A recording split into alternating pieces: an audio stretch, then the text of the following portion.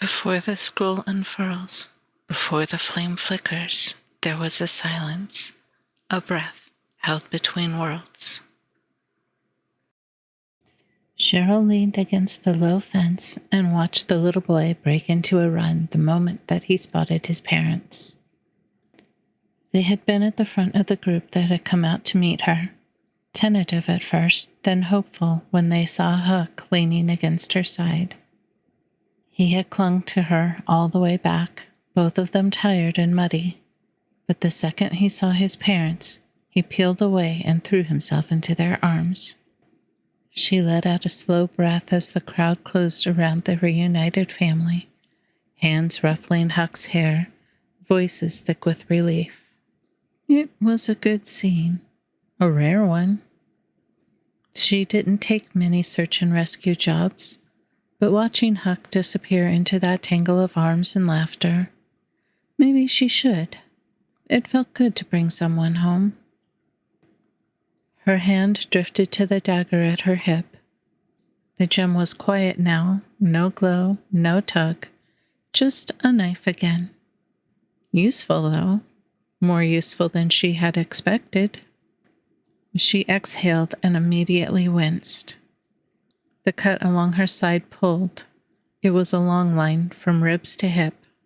Not deep, but deep enough to slice through leather and leave her aching. A bath, a poultice, maybe food or sleep. Sleep sounded heavenly.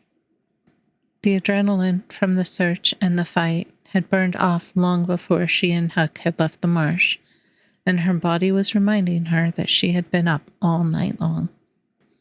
The tavern keeper broke away from the crowd and came towards her, smiling wide as he thanked her. His expression shifted, though, when he noticed the blood and the stiffness in her posture. Without asking, he set a steady hand on her shoulder and guided her toward the tavern. She barely had time to shake hands, accept hugs, and murmur replies as Huck's parents pressed their gratitude on her. It all blurred together, warmth, relief, exhaustion, until she was moving on instinct alone. Later, Cheryl made her way down to the tavern's main room, clean, bandaged, and still shaking off the last threads of sleep. She felt better, sore, but steady. The tavern keeper, Darren, yes, that was his name, was waiting at the bottom of the stairs, all grins and enthusiasm as he offered his hand to help her down the last few steps. He started talking the moment her hand slid into his, words tumbling over each other. They'd put together a little shindig, he said. Wanted to say thanks. Wanted to give their hero a proper welcome. That did not prepare her for the roar of cheers when she rounded the corner and stepped into the doorway.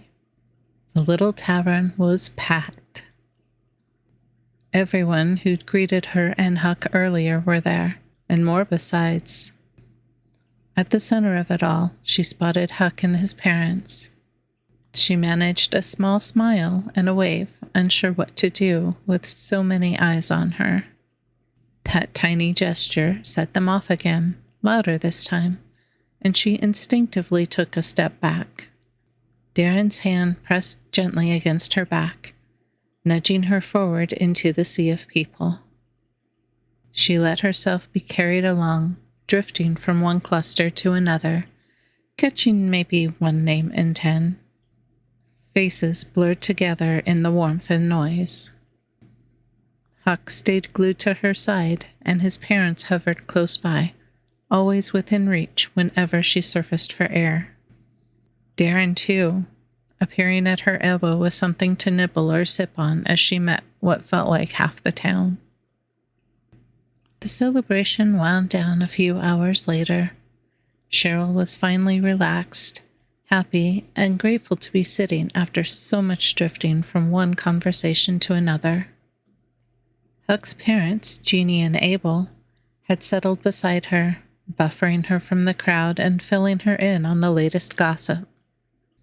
Darren and Huck stayed close as well, and as the story of the rescue made its rounds, Huck threw himself into each retelling, His reenactments grew more dramatic by the minute until Cheryl found herself giggling as he pantomimed a battle with a water dragon wearing a person's face. The real fight had been nothing of the sort, but she let him have his fun. She let the warmth of the room wash over her, the laughter, the clatter of mugs, the easy closeness of people who cared about one another. Most of the jobs she took were just that, jobs.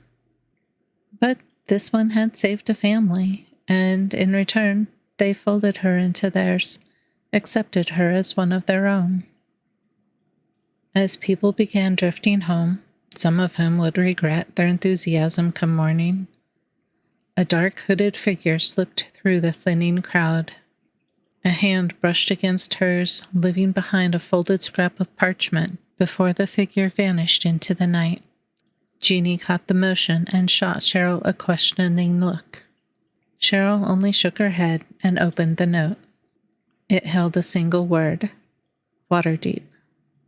The dagger at her hip thrummed once, sharp and alive. The scroll fades, but the flame endures. This has been a character narration by AWDD. If you would like your character's backstory handwritten in a way that embodies your character, please visit our Etsy store, AWDD Legacies.